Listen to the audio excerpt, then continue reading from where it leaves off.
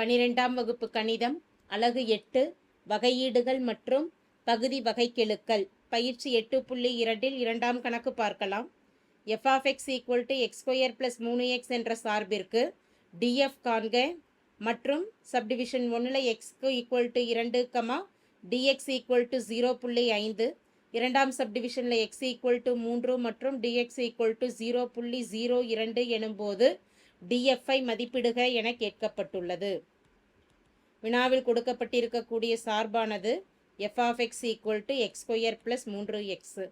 சார்பை x-ஐ பொறுத்து வகைப்படுத்தி df/dx கணக்கிட்டு அதில் இருந்து வகையீடு df கணக்கிடணும்.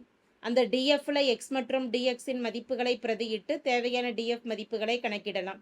x-ஐ பொறுத்து வகைப்படுத்தும் பொழுது df/dx x²க்கு வகையீடு 2x, x-ஐ பொறுத்து வகைப்படுத்தும் பொழுது மதிப்பு 1, எனவே 2x + 3 என்பது df/dxஇன் மதிப்பு ஆகும். df மட்டும் இடதுபுறம் வச்சுட்டு dx வலதுபுறம் கொண்டு போகிறப்ப dx + 2x + 3 பெருக்கல் df என்பது தேவையான வகையீடு.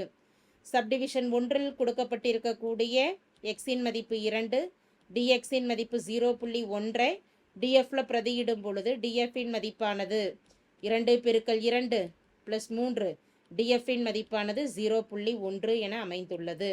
2 2 4 + 3 பெருக்கல் 0.1, 4 + 3 7 பெருக்கல் 0.1, இரண்டின் பெருக்கல் பலனும் 0.7 என்பது தேவையான dfஇன் மதிப்பு ஆகும்.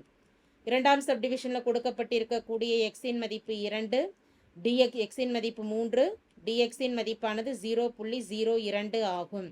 dfஇல் பிரதியிடும் பொழுது 2 பெருக்கல் 3 + 3 பெருக்கல் 0.02 என்பது dx-இன் மதிப்பு.